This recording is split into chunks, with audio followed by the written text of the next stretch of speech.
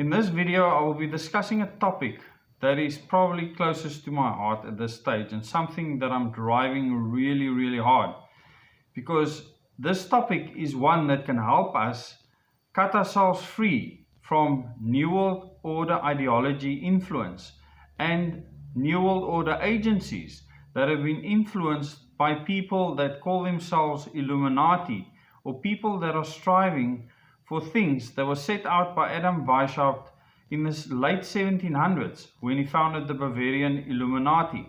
If you watch my past videos on this and you can see a tag at the top, please do so that you can get up to speed. The topic I want to cover today, specifically for South Africa, is the concept of a new electoral and governance system for South Africa. In 1994, when we transitioned from what was called non-democracy to the current so-called democracy. I don't believe it's a democracy for 1 second, and I'll explain just now why I say that. But people across the world lauded us for our constitution, lauded us for the fact that we are now a democratic nation because everyone has the ability to vote. And that is certainly one good thing that happened. Everyone has a say in politics. But what system were we left?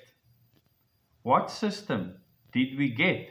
What system was contrived to entrap us the way we have been up until now?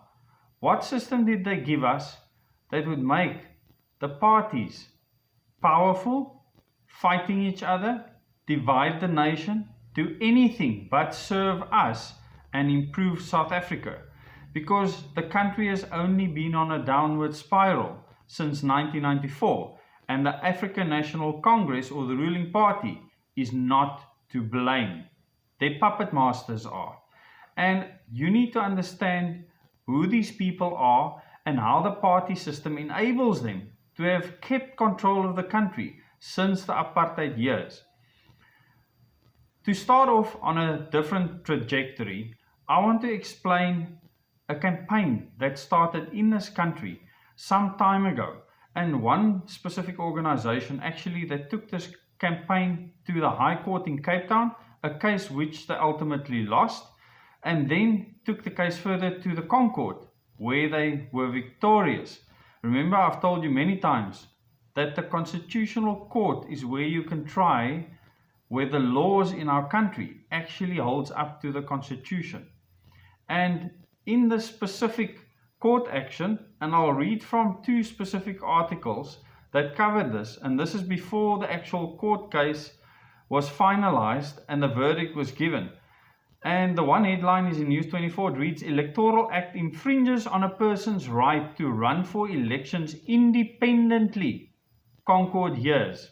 So this was still part of the hearing. In the other headline, EWN, the other one was News 24, Concord to rule on independent candidates for future elections. And this was a very interesting case for many reasons.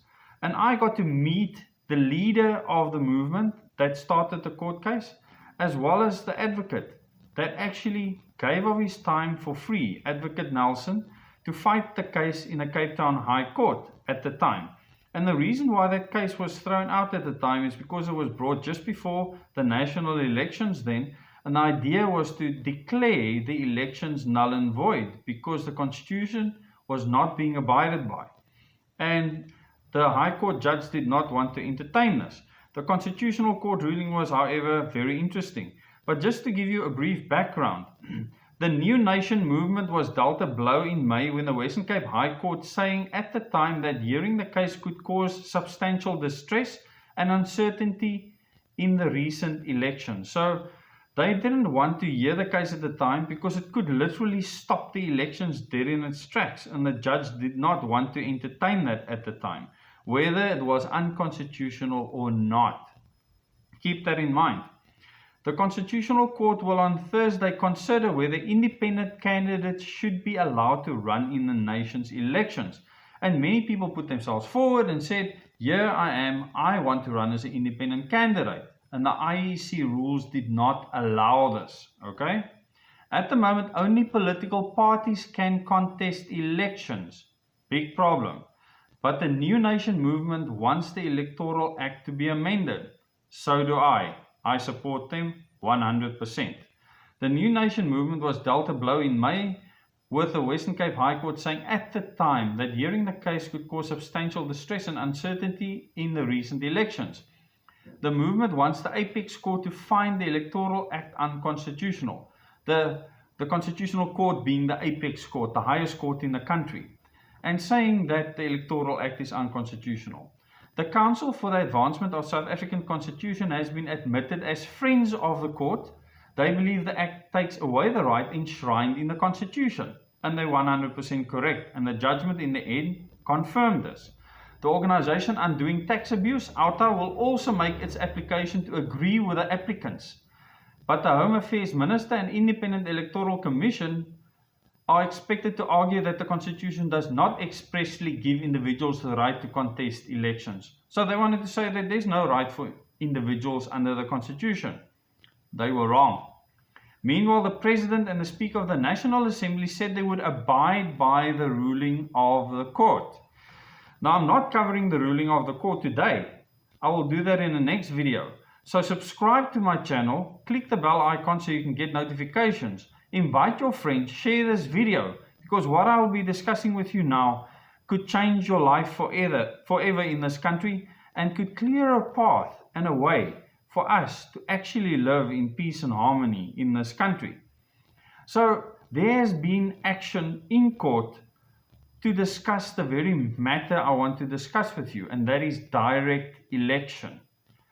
So to understand why we need direct election in South Africa, we need to look at the current situation within the country. You normally wouldn't find a need if things don't go wrong. If everything went well, I would probably not even have thought of the concept of direct election, and I would have thought that having a party, looking out for your best interest, being in charge is maybe not such a bad thing. People can come together, caucus with each other, and come up with the best solutions for the country. How has that worked out for us thus far? Not at all. It's a disaster. And the reason why we need to elect our president, premier, and mayors directly is because then we can hold them personally accountable, and we can build systems into the Constitution whereby we can remove these individuals. As you know, and I've mentioned many times before in my videos, that the African National Congress, our current ruling party, has said that they will govern until Jesus comes, which means until the end of the world. So they are not about to hand over power by any means. Even if an election is won, they will not hand over power. They will fight to maintain that power. So the only reason why there's peace and quiet, relatively speaking, is because they are in power. Because if they weren't, they would be fighting us like they were before. So it's important to understand that if we can elect people directly, then upstanding citizens could put themselves forward to be candidates, to be councillors, as is currently the case. Only councillors can stand as independents, but the mayor can be elected directly, the premier can be elected directly, and the president can be elected directly. Parties can still exist. You cannot remove the existence of parties, and people can decide to associate with parties. But if they are in a party and they stand to be elected as a president, for instance, that person should not be able to be a president in a party and serve as an electoral candidate to be president of the country, win that election, and then still remain president of a party. That's absolute madness. It's never made any sense, and there's lots of people fighting for this concept to stop. The fact that all the ruling party presidents up until now were also the president of a party is a huge problem. I remember Cyril Ramaphosa using the SABC to actually advertise ANC doctrine, dogma, propaganda, call it whatever you want to. And he didn't even think twice to do that. To me, that is criminal. And he knows that it's wrong. But this is being abused continuously. Something else I want to explain to you. Political parties are funded by you, the taxpayer. So you are paying money to all the big opposition parties, the ruling party, to fund their operations. That's the ANC, EFF, DA, COPE, Good, Al-Jamaa, whoever is in there, they are all funded by you, us, the taxpayers, as a party, not as a representative. As a party, we are funding them. This has to stop. There is no ways that this makes any sense. If you as an individual cannot raise enough funds to stand on your own as an individual for a position such as president, premier or mayor, you should not be elected. So what happens currently? Have you ever thought who elects the president of the country? Parliament does. You do not elect the president. Parliament elects the president. Who elects the premier?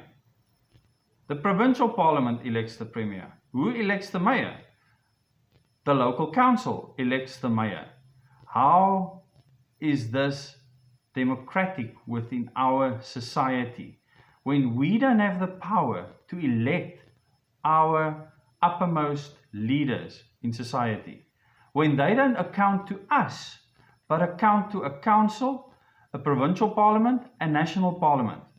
When all these parties can be bought with money, which only now, after the act that I mentioned the other day that was signed by President Cyril Ramaphosa, that forces parties to disclose any amount above 100,000 Rand donated to them. Now this 100,000 Rand is way too high because any organization can pay from all sorts of different angles in tranches and still contribute mightily towards parties in this way. So I would still challenge that in the Constitutional Court.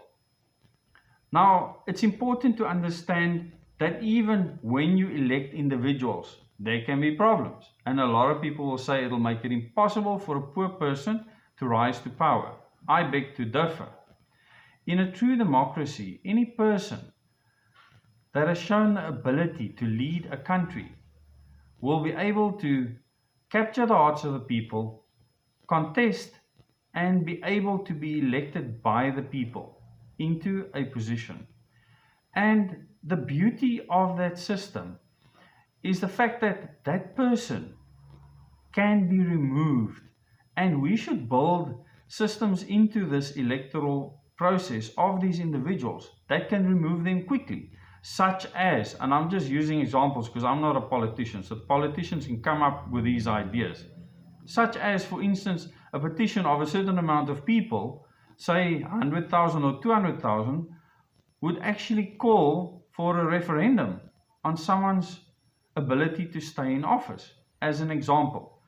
The big difference here will be that a party will not be making those decisions or choosing the people. So, I've discussed now that the council elects the mayor, the provincial parliament elects the premier, and the national parliament elects the president. But who chooses the candidates? Do you choose the candidates? Have you ever had a choice in the candidate that represents you as a councillor, as an MPL, or as an MP? No, you don't. Once again, it's left up to the parties. Why was this party system chosen for South Africa? Think about that. There were already parties in power at the time of the transition. They wanted to maintain that power.